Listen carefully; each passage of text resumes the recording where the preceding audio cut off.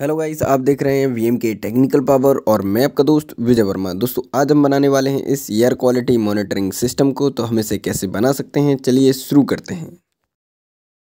तो सबसे पहले हम एक प्लाई बोर्ड लेते हैं, उसके बाद हम नोड एमसी ESP8266 लेते हैं। इसे हम इसी प्लाई में स्टेबल करेंगे अभी कुछ टाइम बाद।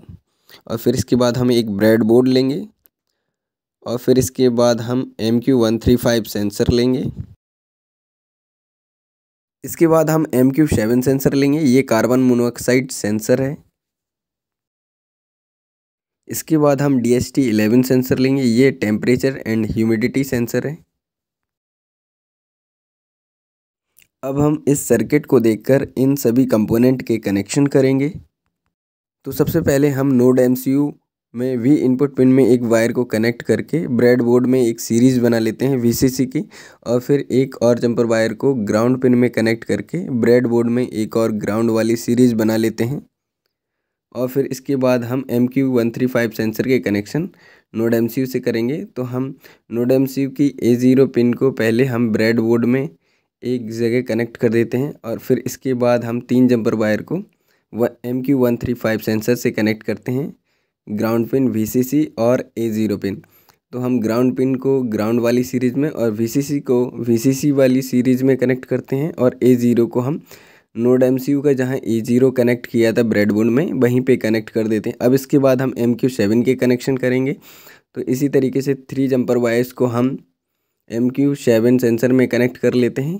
तो हम MQ7 की ग्राउंड को ग्राउंड वाली सीरीज़ में कनेक्ट कर देंगे और VCC को VCC वाली सीरीज़ में, और A0 पिन को हम जहाँ ब्रेडबोर्ड में हमने नोड MCU का A0 कनेक्ट किया था वहीं पे कनेक्ट कर देंगे।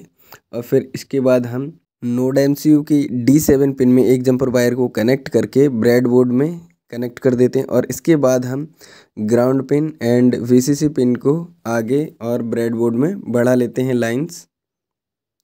और फिर इसके बाद हम DHT सेंसर के कनेक्शन अब नोड MCU से करेंगे। तो हम DHT सेंसर में 3 जंपर वायर को कनेक्ट कर लेते हैं, VCC, ग्राउंड और डेटा पिन। तो हम पहले ग्राउंड वाली को ग्राउंड में और VCC वाली को VCC वाली सीरीज़ में कनेक्ट कर देते हैं।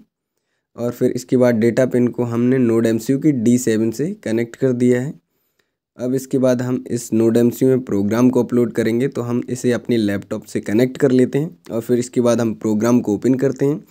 तो प्रोग्राम में हमें API की और अपने हॉटस्पॉट के SSID नेम और पासवर्ड की ज़रूरत पड़ेगी। तो हम सबसे पहले API की को फाइंड करते हैं। तो हम सबसे पहले थिंकस्पीक पर इसका आउटपुट लेंगे। तो इसके लिए हम थिंकस्पीक का प्लेटफॉर्म ओपन कर लेते हैं अपने क्रोम ब्राउज़र में जाकर, और फिर इस पर हम पहले गेट फ्री पर जाकर अपनी ID को लॉगिन कर लेते हैं।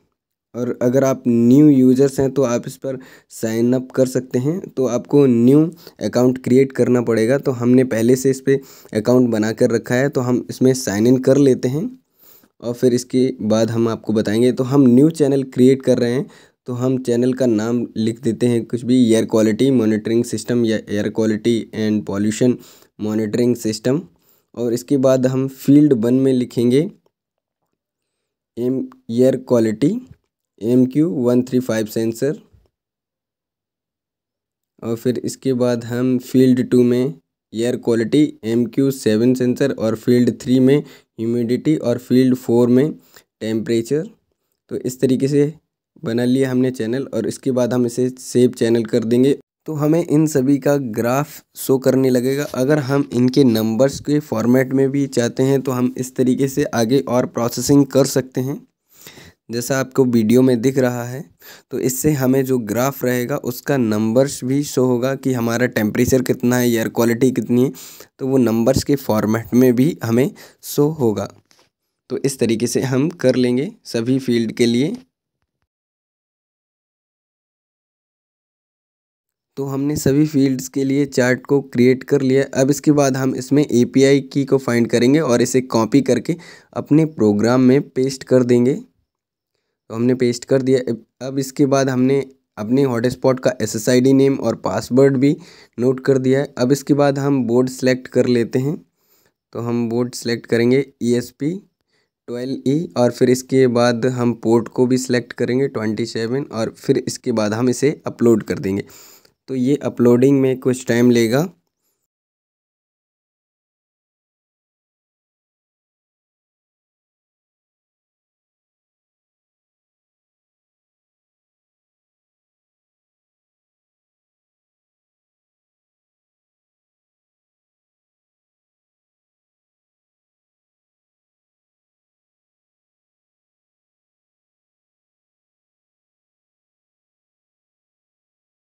तो प्रोग्राम अपलोड हो गया है, डन अपलोडिंग दिखा रहा है। अब इसका आउटपुट चेक करेंगे। पहले हम सीरियल मॉनिटर पे, तो हम सीरियल मॉनिटर को ओपन कर लेते हैं। तो हमें इसका आउटपुट दिख रहा है, air quality, temperature and humidity. और हमें इंटरनेट को ऑन रखना है और हॉटस्पॉट को भी, जो हमने प्रोग्राम में SSID नेम और पासवर्ड लिखा था। अब हम इसका थिंक स्पीक पर आउटपुट देखते हैं। तो हम प्राइवेट व्यू में जाएंगे और हमें सभी चार्ट्स में हम इसका आउटपुट देखेंगे, जैसे air quality MQ135, air quality MQ7 और टेम्परेचर एंड ह्यूमिडिटी। तो हमें सभी का आउटपुट दिख रहा है इस पर IoT बेस्ड। तो इस तरीके से हम एयर क्वालिटी मॉनिटरिंग सिस्टम बना सकते हैं।